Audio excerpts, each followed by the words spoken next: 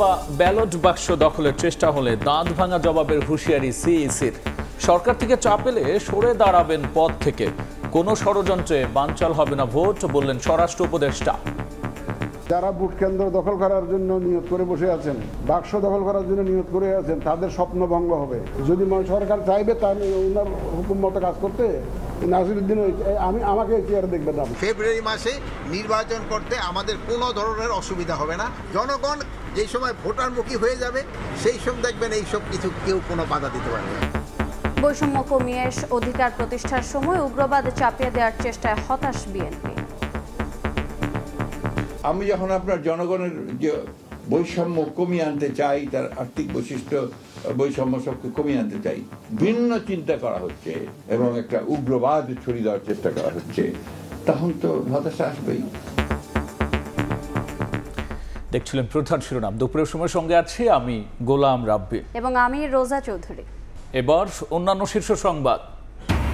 ৩০০ আসনে এককভাবে প্রার্থী দিতে চায় এনসিপি। সাংগঠনিক শক্তি অর্জনের চেষ্টায় নেতারা জাতীয় স্বার্থ ও মতাদর্শ বিশ্লেষণ করে জোট গঠনের বিষয়ে সিদ্ধান্ত।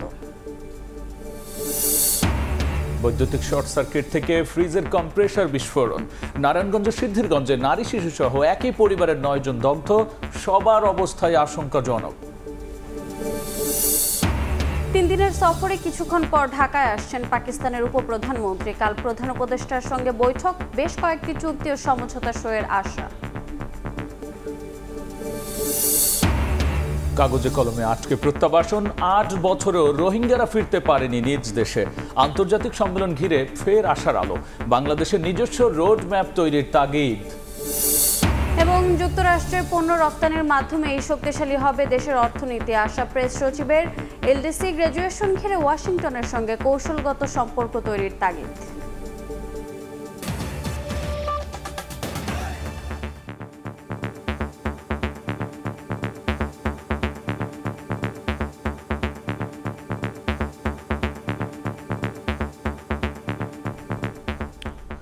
ভোটকেন্দ্র বা ব্যালট বাক্স দখলের চেষ্টা হলে দাঁত ভাঙা জবাবের হুঁশিয়ারি দিয়েছেন প্রধান নির্বাচন কমিশনার এএমএম নাসিরউদ্দিন।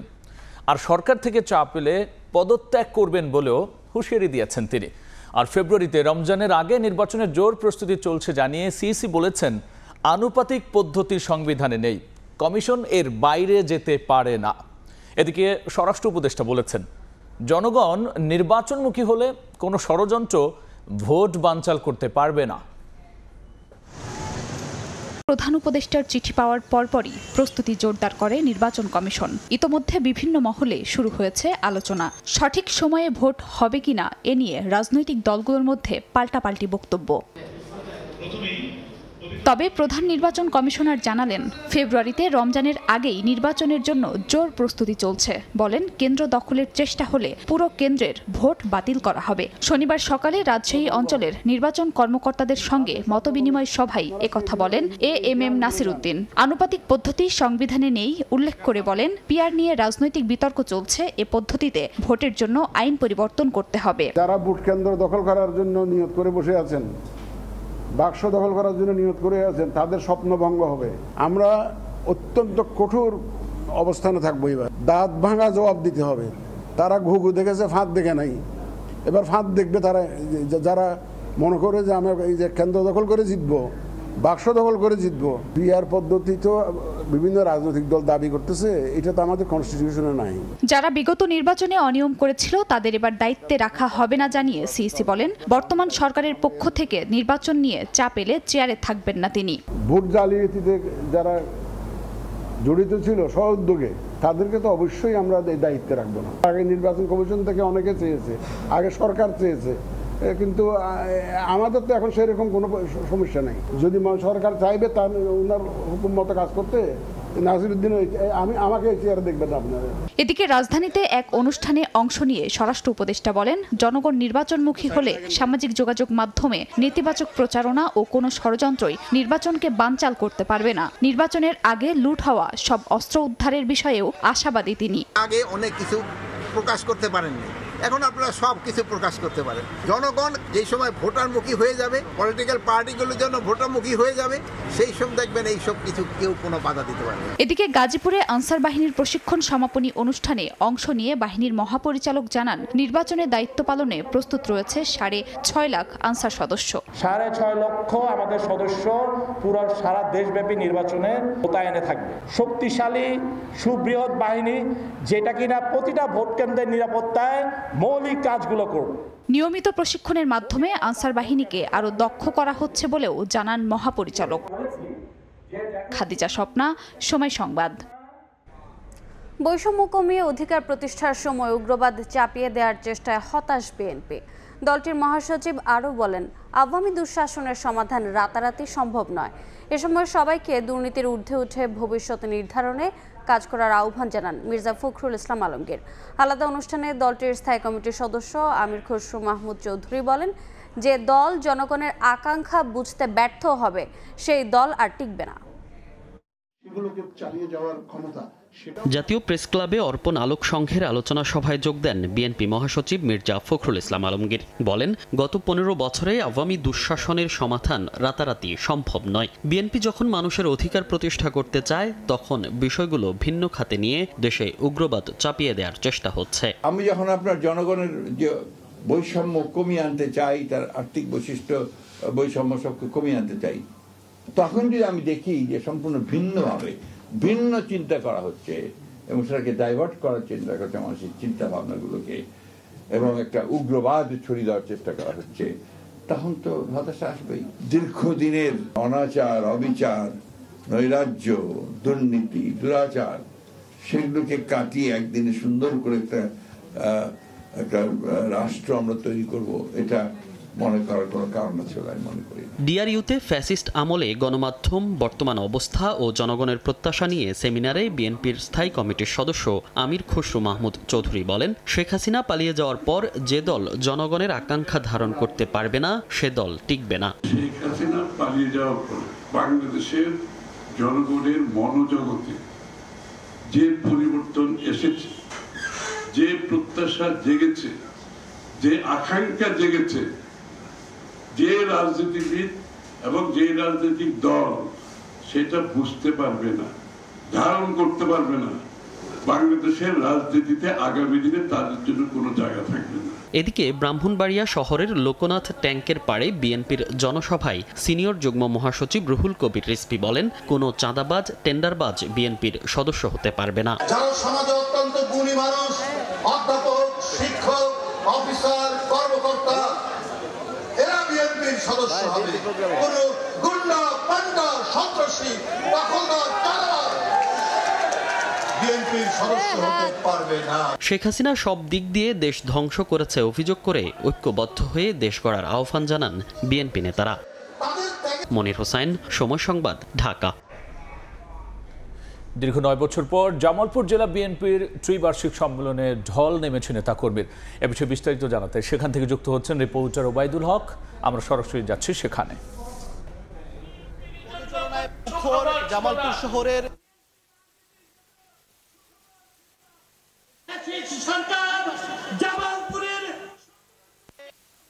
নেতৃত্ব এবং দীর্ঘদিনের মাধ্যমে দীর্ঘদিনের যে স্থবিরতা, সেই সাংগঠনিক স্থবিরতা কাটিয়ে আজকে কিন্তু এই সম্মেলনের মধ্য দিয়ে উঠে আসবে নেতৃত্ব। এবং সকাল থেকে আমরা যেটি দেখেছি, নেতাকর্মীদের ঢল নেমেছে এই এলাকায় এবং বিভিন্ন 7টি উপজেলার সকল ইউনিয়ন ওয়ার্ড থেকে নেতাকর্মীরা মিছিল নিয়ে এখানে এসেছেন। এবং দুপুর 1টার দিকে বিএনপির জাতীয় স্থায়ী কমিটির সদস্য ইকবাল হাসান মাহমুদ টুকো, তিনি কিন্তু যে কেন্দ্রীয় নেতৃবৃন্দ এবং স্থানীয় নেতৃবৃন্দ রয়েছেন তাদের নিয়ে বেলুন এবং পায়রা উড়িয়ে এই আজকের যে ত্রিবার্ষিক সম্মেলন, সেই সম্মেলনের উদ্বোধন করেছেন। এই মুহূর্তে কিন্তু বিশেষ অতিথি যারা রয়েছেন, তারা কেন্দ্রীয় নেতৃবৃন্দ, তারা বক্তব্য রাখছেন এবং এই যারা তৃণমূল কর্মীরা রয়েছেন তারা কিন্তু মন্ত্রমুগ্ধর মতো হয়ে শুনছেন। এবং সেই যে সম্মেলন মূলত যে আগামী নির্বাচনকে ঘিরে যে দিক নির্দেশনা, পাশাপাশি এই আজকের কমিটিতে আসবেন মাধ্যমে আগামী নির্বাচনে যেন সকল প্রার্থী বিজয়ী হয় তেমন বার্তা কিন্তু দিচ্ছেন। এবং কি করণীয় রয়েছে এই তৃণমূল নেতাকর্মীদের সেই সামনের নির্বাচনকে সামনে রেখে, সেটি কিন্তু আজকে এই বার্তা পৌঁছে দেওয়া হচ্ছে। এবং এই উপজেলা থেকে আসা এবং তারা আজকে উৎসব এই সম্মেলনে সেটি প্রকাশ পাচ্ছে। এবং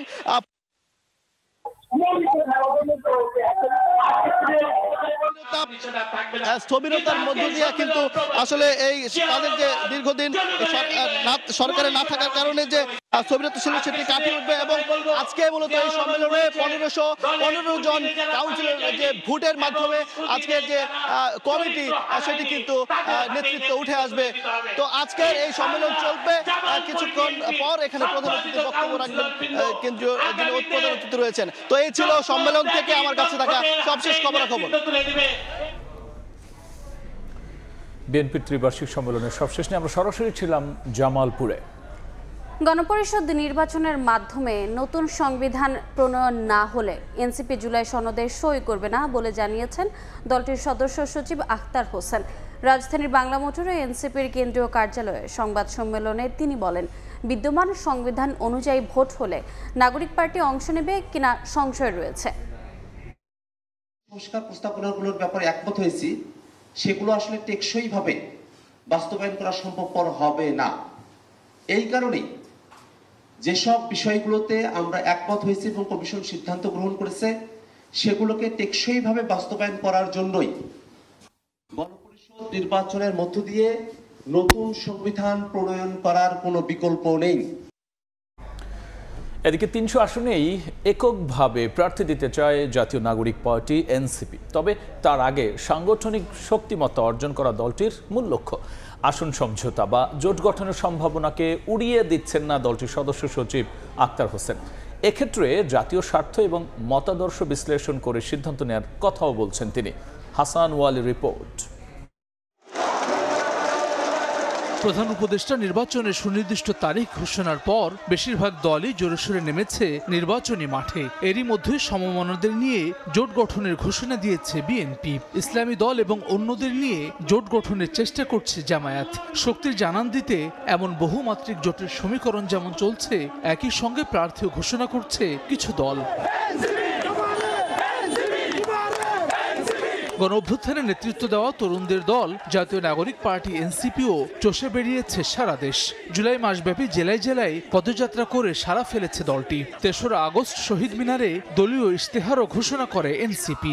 সংস্কার, বিচার, গণপরিষদ এবং নতুন সংবিধানের দাবিতে সরব তারা। নির্বাচন নিয়ে কিছুটা নিরুত্তাপ থাকায় আসন সমঝোতা কিংবা জোট গঠনের নানা গুঞ্জন রটছে এনসিপিকে নিয়ে।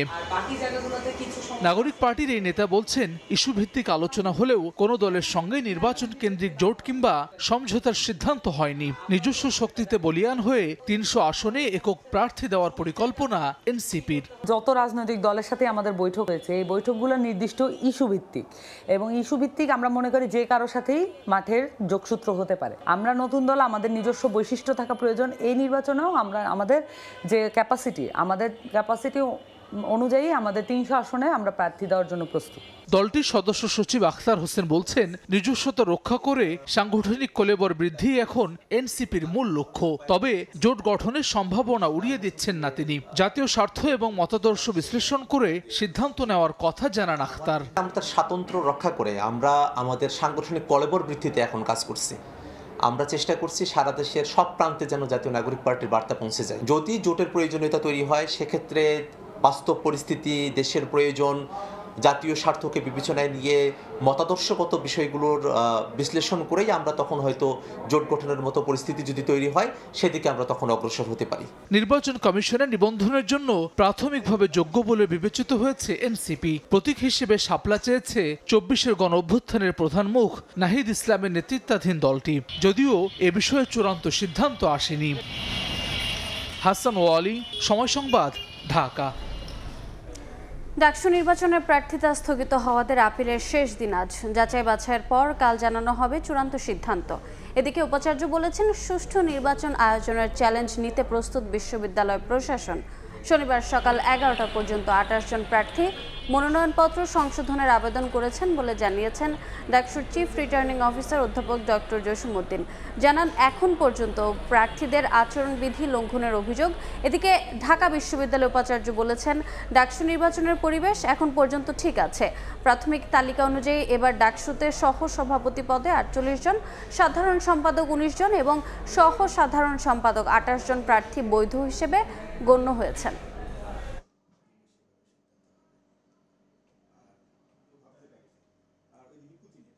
আসলে তারা প্রত্যাহার লেটারটা আমরা নিয়ে রাখবো।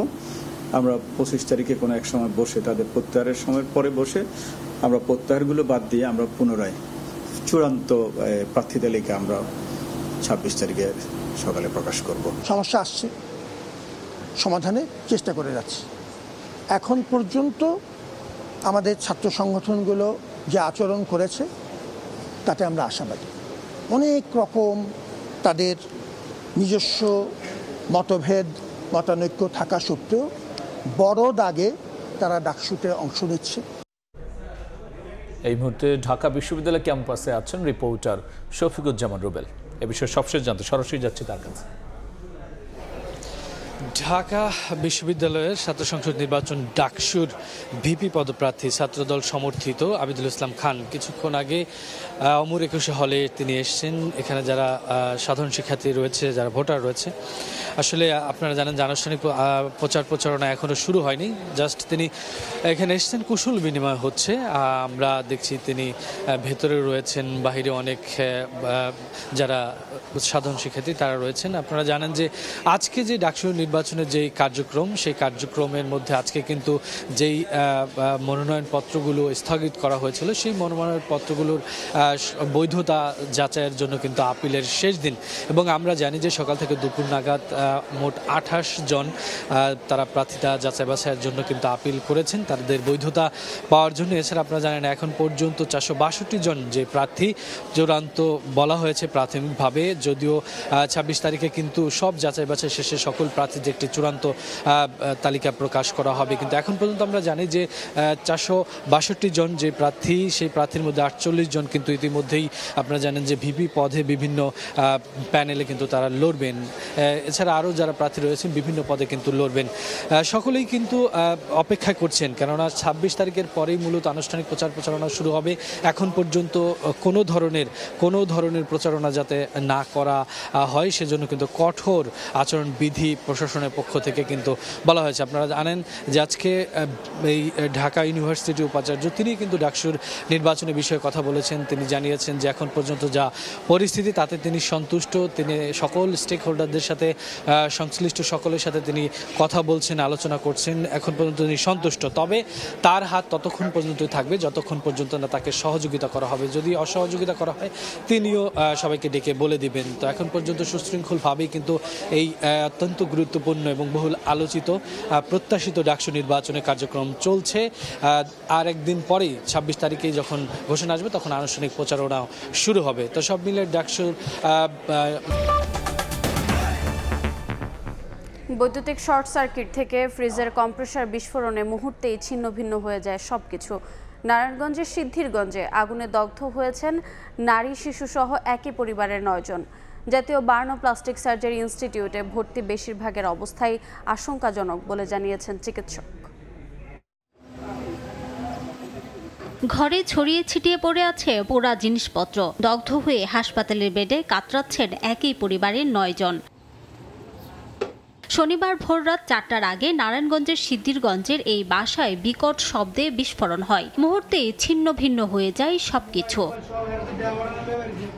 স্থানীয়রা প্রথমে গ্যাস লাইনের লিকেজ থেকে আগুনের ধারণা করলেও পরীক্ষা নিরীক্ষা করে ফায়ার সার্ভিস জানায় বৈদ্যুতিক শর্ট সার্কিট থেকে ফ্রিজের কম্প্রেসার বিস্ফোরণ হয়ে দুর্ঘটনা ঘটে। বিকট একটা শব্দ হয়েছে, মানে বিল্ডিং ভেঙে বলে যেরকম একটা শব্দ, এরকম একটা শব্দ হয়েছে। আগুন লাগার পরে তো পুড়ে গেছে, শরীরে চামড়া শুদ্ধ খুঁয়ে গেছে, এখন তো ধরার মতন কোনো ইয়া নাই। ফ্রিজটা ছিল সরাসরি কানেকশন বিদ্যুতের, ফ্রিজটাই ভিতরে আগুনটা ছিল, আর কোনো জায়গায় আগুনটা ছড়া নেই, ওই একটা জায়গায় ছিল।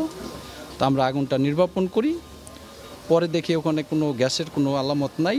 ফ্রিজের যে কম্প্রেসার মেশিনটা ছিল ওইটা বাস্ট হয়েছে। এই ঘটনায় নারী শিশু সহ যৌথ পরিবারের 9 জনকে জাতীয় বার্ন ও প্লাস্টিক সার্জারি ইনস্টিটিউটে ভর্তি করা হয়। তাদের বেশিরভাগের অবস্থা আশঙ্কাজনক বলে জানিয়েছেন চিকিৎসক। আল্লাহর কাছে আল্লাহ তুমি আমার বুঝা করে বুঝিয়ে করে বাবা তুমি সুস্থ করে দাও আল্লাহ। দেখলাম আর কি যে আসলে অনেক অবস্থা খারাপ আর কি, আল্লাহ তাআলা যদি মাফ করে। পার্সোনালি পড়া আছে 3 জনের এভিডেন্স, বাকিদের কি অবস্থা আমরা জানি না, পরবর্তীতে হয়তো খারাপ হতেও পারে। আমি আমাদের ভাষ্যমতো 8 জনের অবস্থায় সংকটাপন্ন। দগ্ধ 9 জনের মধ্যে 6 জনকে স্থানান্তর করা হয়েছে এইচডিইউতে।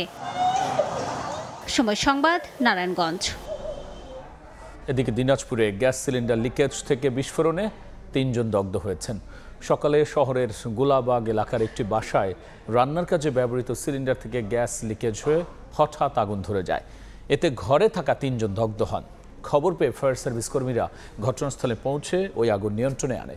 দগ্ধদের উদ্ধার করে দিনাজপুর মেডিকেলে পাঠানো হয়। সিলিন্ডারের ত্রুটি বা অসাবধানতার কারণেই দুর্ঘটনাটি ঘটেছে বলে ধারণা ফায়ার সার্ভিসের। মাইলস্টোন স্কুল অ্যান্ড কলেজে বিমান বাহিনীর যুদ্ধ বিমান বিধ্বস্তের ঘটনায় দগ্ধ আরও এক শিক্ষার্থী চিকিৎসাধীন অবস্থায় মারা গেছে। এ নিয়ে মৃতের সংখ্যা বেড়ে দাঁড়ালো 36 জনে। সকাল 7:55 জাতীয় বার্ন ও প্লাস্টিক সার্জারি ইনস্টিটিউটের চিকিৎসাধীন অবস্থায় 15 বছর বয়সী তাসনিয়ার মৃত্যু হয়। 33 দিন ধরে নিবিড় পরিচর্যা কেন্দ্রে চিকিৎসাধীন থাকা শিশুটির শরীরের 35% দগ্ধ ছিল। তার গ্রামের বাড়ি ফরিদপুরের মধুখালীতে।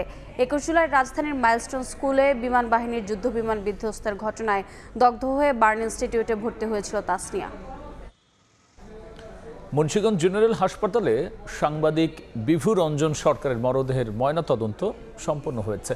এরপর পরিবারের কাছে লাশ হস্তান্তর করে হাসপাতাল কর্তৃপক্ষ। ময়নাতদন্তকারী চিকিৎসক জানিয়েছেন, বিভু রঞ্জনের শরীরে আঘাতের চিহ্ন পাওয়া যায়নি, তবে ফরেনসিক রিপোর্টের পর চূড়ান্ত তথ্য পাওয়া যাবে। স্থানীয় সাংবাদিকরা তাকে ফুল দিয়ে শেষ শ্রদ্ধা জানান। এ সময় কান্নায় ভেঙে পড়েন স্বজন সহকর্মীরা। পরিবার ও শুভাকাঙ্ক্ষীদের শেষ শ্রদ্ধা শেষে রাজধানীর সবুজবাগের বরদেশ্বরী কালী মন্দিরে তার শেষকৃত্য সম্পন্ন হবে। বৃহস্পতিবার বাসা থেকে অফিসে যাওয়ার জন্য বেরিয়ে আর ফেরেননি বিভু রঞ্জন সরকার। নিখোঁজের একদিন পর শুক্রবার দুপুরে মুন্সিগঞ্জের গজারিয়ায় মেঘনা নদী থেকে তার মরদেহ উদ্ধার করে নৌপুলিশ। তিনি 5 দশক ধরে দেশের বিভিন্ন গণমাধ্যমে সাংবাদিকতা করেছেন। রাজধানীর বিমানবন্দর এলাকায় জামালপুর থেকে ঢাকাগামী যমুনা এক্সপ্রেস ট্রেনের একটি বগি লাইনচ্যুত হয়েছে। সকাল 8টার দিকে বিমানবন্দর রেল স্টেশনে পৌঁছানোর আগেই কসাইবাড়ি এলাকায় লাইনচ্যুত হয় ট্রেনের বগিটি। তবে এতে হতাহতের কোনো ঘটনা ঘটেনি। ট্রেনের কর্মীরা জানান, রেল স্টেশনের কাছাকাছি হওয়ায় ট্রেনটির গতি তুলনামূলক কম ছিল, ফলে বড় কোনো দুর্ঘটনায় পড়তে হয়নি যাত্রীদের। এছাড়া বিকল্প লাইনে উভয় পাশে ট্রেন চলাচলের সুযোগ থাকায় স্বাভাবিক রয়েছে রাজধানীর সঙ্গে দেশের অন্যান্য অঞ্চলের রেল যোগাযোগ। 3 দিনের সফরে ঢাকায় পৌঁছেছেন পাকিস্তানের উপপ্রধানমন্ত্রী ও পররাষ্ট্রমন্ত্রী ইসহাক আলী দার। দুপুর 2টার দিকে হযরত শাহজালাল আন্তর্জাতিক বিমানবন্দরে পৌঁছান তিনি। তাকে স্বাগত জানান পররাষ্ট্র মন্ত্রণালয়ের সচিব ডক্টর মোহাম্মদ নজরুল ইসলাম। এই সফরের সময় দুই দেশের মধ্যে 6টি সহযোগিতা চুক্তি সইয়ের কথা রয়েছে। আগামীকাল রাষ্ট্রীয় অতিথি ভবন পদ্মায় পররাষ্ট্র উপদেষ্টা তৌহিদ হোসেনের সঙ্গে দ্বিপাক্ষিক বৈঠক করবেন পাকিস্তানের উপপ্রধানমন্ত্রী। পরে বৈঠক করবেন প্রধান উপদেষ্টা ডক্টর মোহাম্মদ ইউনুস এবং বিভিন্ন রাজনৈতিক দলের নেতার সঙ্গে। 3 দশকেরও বেশি সময় পর পাকিস্তানের পররাষ্ট্রমন্ত্রী পর্যায়ের দ্বিপক্ষীয় সফর এটি।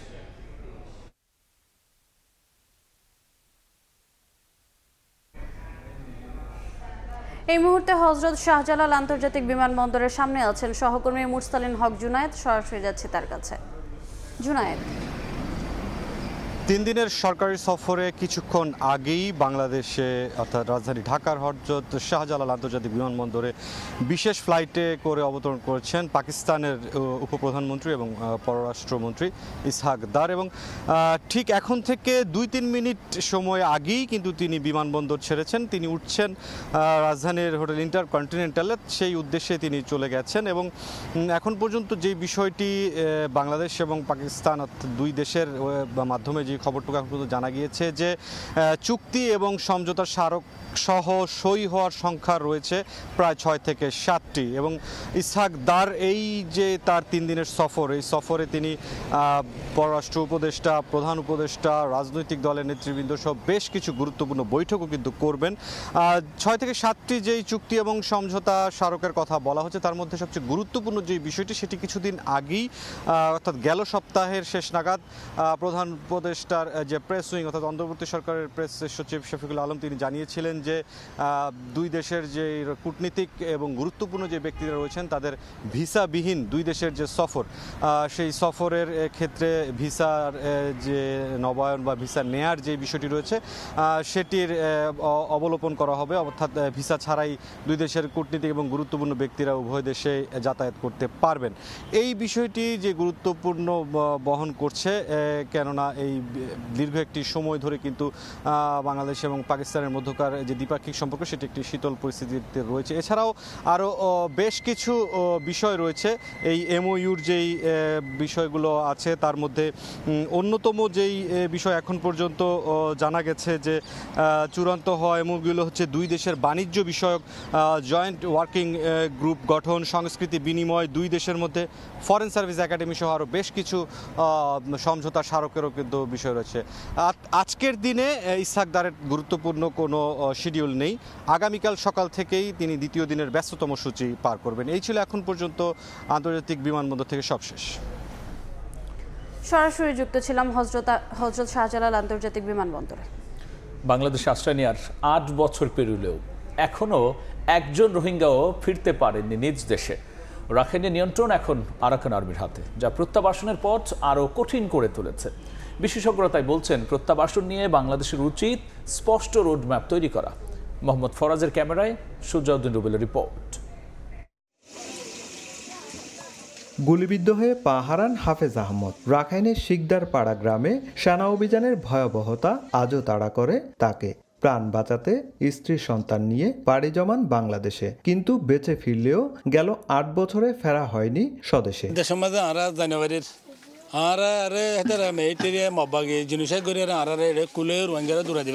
হাফেজ আহমেদের মতো লাখো রোহিঙ্গার আস্থা নেই আর স্বদেশে ফেরা নিয়ে। আরাকান আর্মির নিয়ন্ত্রণাধীন রাখাইনে প্রত্যাবাসন এখন যেন কেবল কাগজে কলমে। বেশি এখন যাই মনে হয় কুফুরের দেশ রাতে দিনে হাড়ি দেওয়া শান্তি করে দেখালা আর মগ বাগিলা বলে আর এখন এলাকা খাইছে তো লই যাইব হদ্দি ঠিক আছে কিন্তু খরে রাখিব আর এখন যাইবেলা হন ফান নাই দে বন্ধ। গেল বছর থাইল্যান্ডে বিমস্টেক সম্মেলনে কিছুটা আশার সঞ্চার হয়েছিল। মিয়ানমার 8 লাখ রোহিঙ্গার তালিকা পর্যালোচনা করে 1,80,000 রোহিঙ্গাকে ফেরত নেওয়ার জন্য উপযুক্ত বলে স্বীকার করে, কিন্তু এখন পর্যন্ত নেই বাস্তব কোনো অগ্রগতি। বিশেষজ্ঞরা বলছেন বাংলাদেশের উচিত এখনই নিজস্ব একটি স্পষ্ট রুটম্যাপ তৈরি করা। আশা করা যায় যে সামনে যে 2টি আন্তর্জাতিক বৈঠক আছে, সেপ্টেম্বরে জাতিসংঘে সাধারণ পরিষদের সাইডলাইনে যে বৈঠকটি হওয়ার কথা, আর আরেকটি হচ্ছে ডিসেম্বরে কাতারের দোহাতে যে আন্তর্জাতিক সম্মেলন, এবং দুটির ক্ষেত্রেই বাংলাদেশ সরকার একটা সমন্বয়ের কাজ করছে। শরণার্থী ত্রাণ ও প্রত্যাবাসন কমিশন বলছে দিন দিন জটিল হচ্ছে প্রত্যাবাসন, তবে সবকিছুর পরেও প্রচেষ্টা অব্যাহত রয়েছে। শুধুমাত্র যদি এটি বাংলাদেশের হাতে থাকতো তাহলে আমরা তো 2018-19 এর প্রত্যাবাসন হয়ে যেত। বাংলাদেশ প্রক্রিয়াগুলো চালিয়ে নিয়ে যাচ্ছে। এমন প্রেক্ষাপটে আগামী 24 আগস্ট কক্সবাজারে শুরু হচ্ছে আন্তর্জাতিক রোহিঙ্গা সম্মেলন, চলবে 26 আগস্ট পর্যন্ত। সম্মেলনে যোগ দিবেন প্রধান উপদেষ্টা অধ্যাপক মোহাম্মদ ইউনুস। বাংলাদেশ মিয়ানমার সীমান্তের খুব কাছে হয়েও দেশছোয়া থেকে বঞ্চিত এই অসহায় জনগোষ্ঠী প্রতিদিনই বাঁচার সংগ্রাম চালিয়ে যাচ্ছে। বিশ্বের সর্ববৃহৎ আশ্রয় শিবির উখিয়ার কুতুপালং থেকে সুজাউদ্দিন রুবেল, সময় সংবাদ, কক্সবাজার। যুক্তরাষ্ট্রের বাজারে রফতানির মাধ্যমে শক্তিশালী অর্থনীতিতে পরিণত হবে বাংলাদেশ। শুল্ক ইস্যুতে ট্রাম্প প্রশাসনের সঙ্গে দর কষাকষির বড় সুফলও মিলবে। শনিবার এ সংক্রান্ত আলোচনা সভায় এ কথা বলেন প্রধান উপদেষ্টার প্রেস সচিব। যদিও এলডিসি গ্র্যাজুয়েশনকে সামনে রেখে যুক্তরাষ্ট্রের সঙ্গে কৌশলগত দ্বিপাক্ষিক সম্পর্ক তৈরির তাগিদ দিয়েছেন অর্থনীতিবিদরা। পাশাপাশি রফতানি আয় বাড়াতে আঞ্চলিক দেশগুলোর সঙ্গে অশুল্ক বাধা দূর করার পরামর্শ তাদের। মার্কিন শুল্ক ঝড়ের পর ট্রাম্প প্রশাসনের সঙ্গে কয়েক দফায় আলোচনায় বসে অন্তর্বর্তী সরকার। আরোপিত 37% শুল্ক নেমে আসে 20%। এর মাধ্যমে রফতানি বাজারে প্রতিযোগী দেশ চীন, ভারত, পাকিস্তান ও ভিয়েতনামের তুলনায় সুবিধাজনক অবস্থানে বাংলাদেশ। মার্কিন শুল্ক ইস্যুতে আয়োজিত গোল টেবিল বৈঠকে প্রধান উপদেষ্টার প্রেস সচিব বলেন, শুল্ক ইস্যুতে অন্তর্বর্তী সরকারকে দুর্বল আখ্যায়িত করে ঘোলা পানিতে মাছ শিকারের চেষ্টা করে অনেকে, কিন্তু দর কষাকষিতে সফল হয়েছে সরকার।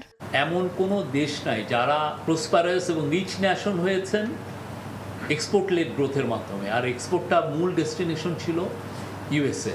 তো আমরাও আশা করছি সামনের দিনগুলোতে আমরা যে 20% হয়তো আমরা চেষ্টা করব এটাকে আরও কমিয়ে আনতে। এইটার মাধ্যমে বাংলাদেশের যে প্রসপ্যারিটি, এটা একটা প্ল্যাটফর্ম তৈরি হলো। সামনে আমরা এই এক্সপোর্ট লেড গ্রোথের মাধ্যমে আমরা একটা প্রসপারাস ন্যাশন হব। এলডিসি গ্র্যাজুয়েশনকে সামনে রেখে যুক্তরাষ্ট্রের সঙ্গে কৌশলী হওয়ার পরামর্শ দিয়েছেন অর্থনীতিবিদরা। তাগিদ দিয়েছেন আঞ্চলিক অশুল্ক বাধা দূর করারও। সবচেয়ে ভালো রকম কূটনীতিটা হবে আমার কি আত্মক্ষমতা আছে। যার যত আত্মক্ষমতা আছে তার কিন্তু কূটনৈতিকভাবে সে স্বাভাবিক কারণেই সবচেয়ে বেশি অর্জন করতে পারে, এবং এইটাই আসলে আমাদের এর সামনের দিকে চিন্তা করা দরকার। সামাজিক ও রাজনৈতিক স্থিতিশীলতা না ফিরলে বিদেশি বিনিয়োগ আকর্ষণ করা দুরূহ হবে বলেও মত দেন বিশেষজ্ঞরা। ইয়ানুর শিফাত, সময় সংবাদ, ঢাকা। গার্মেন্টস বন্ধ ঘোষণা করায় তেজগাঁও প্রধান সড়ক আটকে রেখে আন্দোলনে নেমেছেন একটি কারখানা শ্রমিকরা। এই মুহূর্তে সেখানে আছেন সহকর্মী MS আরিফিন। সরাসরি যাচ্ছি তার কাছে।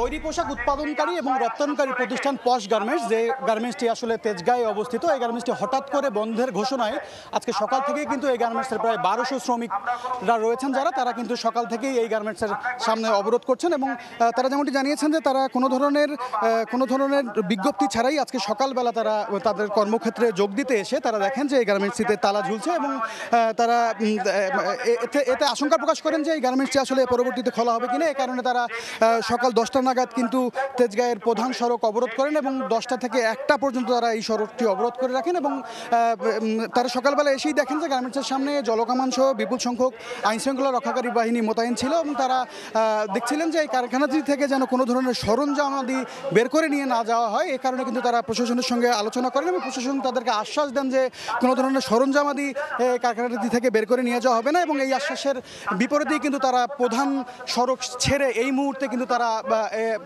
কারখানাটির সামনে অর্থাৎ প্রধান ফটকে অবস্থান করছেন, এবং তারা বলছেন যে গত শুক্রবার তারা সর্বশেষ অফিস করেছেন।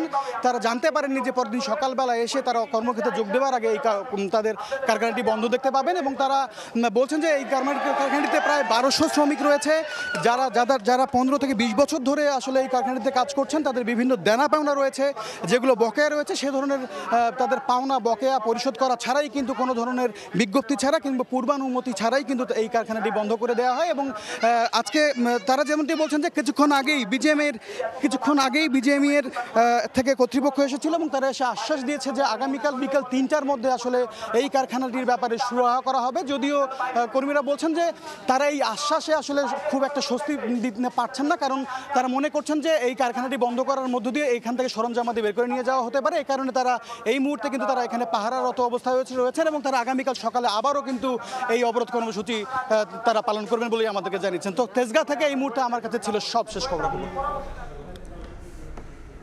গার্মেন্ট বন্ধে আন্দোলনকারী শ্রমিকদের সবশেষ নিয়ে আমরা সরাসরি ছিলাম তেজগাঁওয়ে। দুপুরের সময় আরও থাকছে। গাজা সিটি ও আশপাশের দুর্ভিক্ষকে মানবতার ব্যর্থতা আখ্যা জাতিসংঘ মহাসচিবের। প্রতিবেদন অসম্পূর্ণ দাবি নেতানিয়াহুর। ইসরায়েলি হামলায় নিহত আরও 71 ফিলিস্তিনি। মহাখালীর টিবি গেইটে অস্ত্র ঠেকিয়ে ওষুধের দোকানে চাঁদাবাজির ঘটনায় প্রধান আসামিকে গ্রেফতার করেছে র্যাব। গাজীপুরের পুবাইল থেকে তাকে গ্রেফতার করা হয়। র্যাব জানিয়েছে 5 আগস্টের পর বিভিন্ন দলের নাম ভাঙিয়ে মহাখালী বনানী এলাকায় চাঁদাবাজি করতেন অভিযুক্ত জসিম। এই ঘটনায় ব্যবহৃত অস্ত্র উদ্ধার এবং অন্য আসামিকে গ্রেফতারে অভিযান চলছে। অস্ত্র ঠেকিয়ে তাণ্ডব চালিয়ে ওষুধের দোকানে চাঁদাবাজি, পুরো দৃশ্য ধরা পড়ে সিসিটিভির ফুটেজে। গত সোমবার প্রকাশ্যে দিবালোকে এ ঘটনা ঘটে রাজধানীর অন্যতম ব্যস্ত এলাকা মহাখালীর টিবি গেটে। সামাজিক যোগাযোগ মাধ্যমে ভিডিও ছড়িয়ে পড়লে তৈরি হয় ব্যাপক আলোড়ন।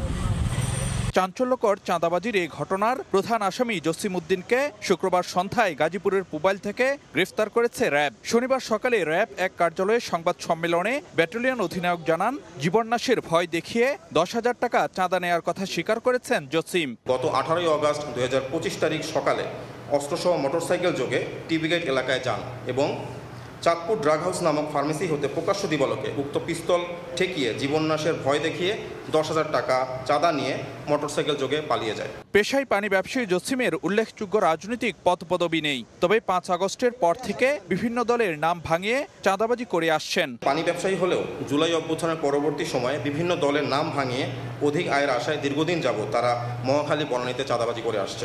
র্যাব জানায়, চাঁদাবাজির ঘটনায় ব্যবহৃত অস্ত্র উদ্ধার ও অপর আসামিকে গ্রেফতারে অভিযান চলছে। এরই মধ্যে জব্দ করা হয়েছে এ ঘটনায় ব্যবহৃত মোটরসাইকেল। ফারুক ভিয়া, রবিন, সময় সংবাদ, ঢাকা। ভরা মৌসুমেও চড়া ইলিশের দাম আসছে না সাধারণ মানুষের হাতের নাগালে। খুচরা বিক্রেতা ও আড়তদারদের দাবি, জেলেরা পর্যাপ্ত মাছ না পাওয়ায় বাজারে সরবরাহ কম, তাই উচ্চ মূল্যে কিনতে বাধ্য হচ্ছেন ক্রেতারা। বিশেষজ্ঞরা বলছেন, পানি দূষণ ও অসময়ে ধরার কারণে কমছে ইলিশের প্রজনন, কমছে বাজারে সরবরাহ। অন্তরা সেনের রিপোর্ট। দাম বেশি, আমাদের দ্বারা সম্ভব না এত দাম দিয়ে ইলিশ মাছ খাওয়া। এত দাম দিয়ে সাধারণ মানুষ খাওয়ার মতো সম্ভব হয়? ইলিশের দাম সবসময়ই চওড়া, কমতে আমি দেখি না এর মধ্যে।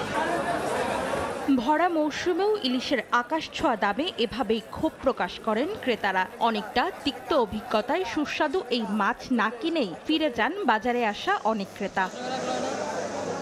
গেল বছর যে ওজনের ইলিশের দাম ছিল 1500 থেকে 1600 টাকা, এবার সেই মাছ বিক্রি হচ্ছে 2500 থেকে 3000 টাকায়। 1 কেজিরও কম ওজনের মাছ 2300 টাকা কেজি কিনতে হচ্ছে। খুলনা থেকে এখানে দামের ডিফারেন্স কমপক্ষে 4 থেকে 450 টাকা পার কেজি।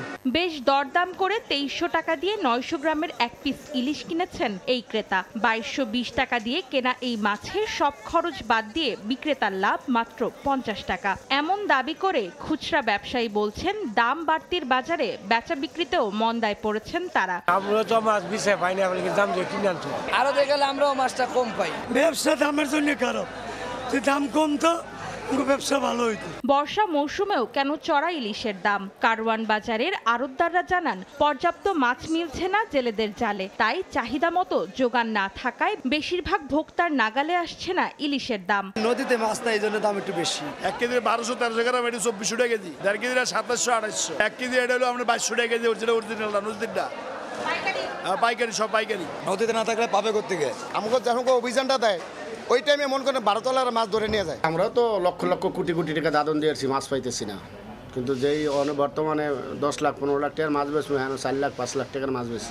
বিশেষজ্ঞরা বলছেন, একদিকে দূষণ, অন্যদিকে ইলিশ ধরার সঠিক সময় নির্ধারণে ভুলের কারণেই কমছে রূপালী এই মাছের প্রজনন। তাই প্রত্যাশা মতো ধরা পড়ছে না জেলেদের জালে, বাজারে কমছে না দাম। পানি দূষণ হচ্ছে, পাশাপাশি হচ্ছে উষ্ণ মৌসুমে নদীগুলোতে, উজানের নদীগুলোতে পানির পরিমাণ কম, ফিশ ব্যারিং পিরিয়ডেও মাছ ধরার সুযোগ থেকে যাচ্ছে। এই কারণগুলোই হচ্ছে ওদের প্রজননের জন্য একটা বড় প্রতিবন্ধকতা।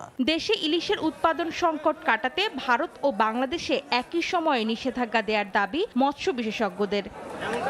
অন্তরা সেন, সময় সংবাদ, ঢাকা। এবার দেশের বাইরের খবর। গাজা সিটি এবং আশপাশের এলাকার দুর্ভিক্ষ মানবতার ব্যর্থতা বলে আখ্যা দিয়েছেন জাতিসংঘের মহাসচিব আন্তোনিও গুতেরেস। তবে ইসরায়েলের প্রধানমন্ত্রী নেতানিয়াহু জাতিসংঘের এই প্রতিবেদন অসম্পূর্ণ বলে দাবি করেছেন। অন্যদিকে গত 24 ঘন্টায় ইসরায়েলি হামলায় অন্তত 71 জন ফিলিস্তিনি নিহত হয়েছেন, আরও 2 জন মারা গেছেন অনাহারে। গাজা সিটির বাজারগুলোতে খাদ্য ও প্রয়োজনীয় সামগ্রীর তীব্র সংকট। দুধ ও শিশু খাদ্য প্রায় শূন্য। খাদ্য ও পুষ্টির অভাব নিয়েই দিন যাপন করছে শত শত পরিবার। বাজারে মাংসের কোনো চিহ্ন নেই। প্রায় 4-5 মাস ধরে একেবারেই পাওয়া যাচ্ছে না। ডিম নেই, দুধ নেই, পুষ্টি সম্পূরক বাজারেও নেই। এগুলো সবই মৌলিক, যা মানুষের শরীরের জন্য অপরিহার্য। যেটুকু খাবার বাজারে পাওয়া যাচ্ছে তার দামও নাগালের বাইরে হওয়ায় হতাশ স্থানীয়রা। ময়দা সামান্য পরিমাণে পাওয়া যায়, তবে দাম এত বেশি যে কেউ কিনতে পারবে না। আজ ময়দার প্রতি কেজি দাম 150 শেকেল। আমার মাথার উপর ছাদি নেই, ময়দা কিভাবে কিনবো? রান্নার তেল সহ অন্যান্য মৌলিক জিনিসও সাধারণ মানুষ কিনতে পারছে না। জাতিসংঘের বিবৃতি বলছে দুর্ভিক্ষ শুরু হয়েছে গাজায়। এই দুর্ভিক্ষকে মানবতার ব্যর্থতা বলে আখ্যা দিয়েছেন জাতিসংঘ মহাসচিব আন্তোনিও গুতেরেস। জাতিসংঘের বৈশ্বিক ক্ষুধা মনিটর IPC জানায় গাজার প্রায় 5,14,000 মানুষ দুর্ভিক্ষের শিকার। সেপ্টেম্বরের শেষ পর্যন্ত সংখ্যা বেড়ে 6,41,000 ছড়াবে। তবে ইসরায়েলের প্রধানমন্ত্রী বিনিয়ামিন নেতানিয়াহু এই প্রতিবেদনের সত্যতা অস্বীকার করেছেন। তার দাবি, IPCর রিপোর্ট হামাসের সরবরাহকৃত তথ্যের ভিত্তিতে তৈরি, যা অসম্পূর্ণ। এই রিপোর্ট পক্ষপাত দুষ্ট ও ভুল বলে দাবি করেন তিনি। এদিকে একদিনে ইসরায়েলি হামলায় গাজায় 1/2 ফিলিস্তিনি নিহত হয়েছেন আর অনাহারে মারা গেছেন 2 জন। স্বাস্থ্য মন্ত্রণালয় জানায়, ক্ষুধা ও পুষ্টিহীনতার কারণে শিশু ও কিশোরদের মৃত্যুহার উল্লেখযোগ্যভাবে বেড়েছে। এর মধ্যেই পশ্চিম তীরে অভিযান চালাচ্ছে ইসরায়েলি সেনারা। নতুন করে অঞ্চলটি থেকে 90 ফিলিস্তিনিকে গ্রেফতার করা হয়েছে। গাজার পরিস্থিতি আন্তর্জাতিকভাবেও ক্ষোভ তৈরি করেছে। ইয়েমেনের রাজধানী সানায় হাজার হাজার মানুষ রাস্তায় নেমে ইসরায়েলি আগ্রাসনের বিরুদ্ধে বিক্ষোভ করেছেন। তারা যুক্তরাষ্ট্রকে সরাসরি দায়ী করে বলেন, ওয়াশিংটনের মদদ ছাড়া এই গণহত্যা সম্ভব হতো না। অবিলম্বে যুদ্ধবিরতি ও গাজায় মানবিক সাহায্যের অবাধ প্রবেশের দাবি জানায় বিক্ষোভকারীরা। সাদিয়া তাসনিম, সময় সংবাদ। এবারে খেলার খবর।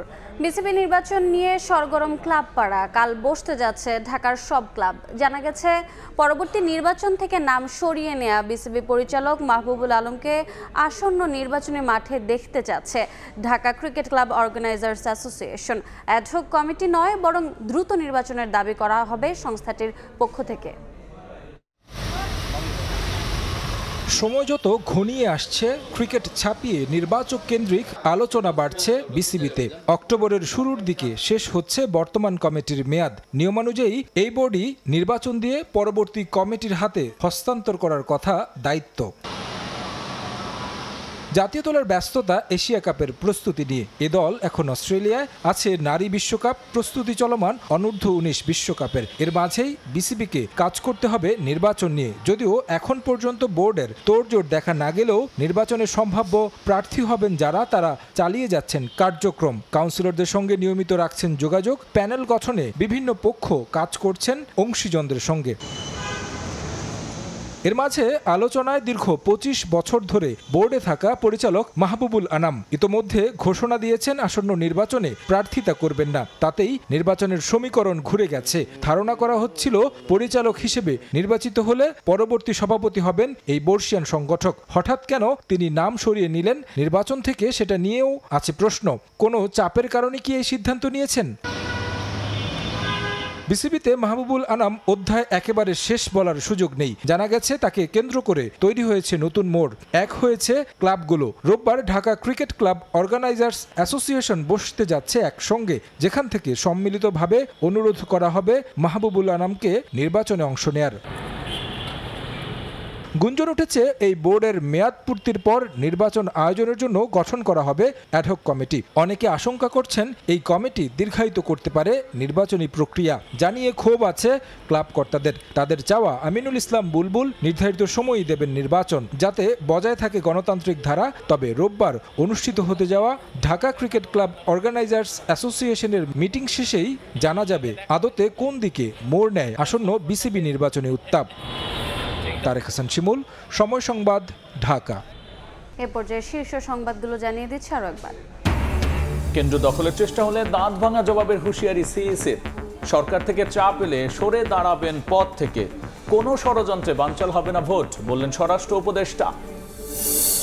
জনগণের আকাঙ্ক্ষা বুঝতে ব্যর্থ হলে টিকবে না কোনো দল, বলছে বিএনপি। বৈষম্য কমিয়ে অধিকার প্রতিষ্ঠার সময় উগ্রবাদ চাপিয়ে দিতে চেষ্টার অভিযোগ। এবং বৈদ্যুতিক শর্ট সার্কিট থেকে ফ্রিজের কম্প্রেসার বিস্ফোরণ। নারায়ণগঞ্জের সিদ্ধিরগঞ্জে নারী শিশু সহ একই পরিবারের 9 জন দগ্ধ। সবার অবস্থায় আশঙ্কাজনক।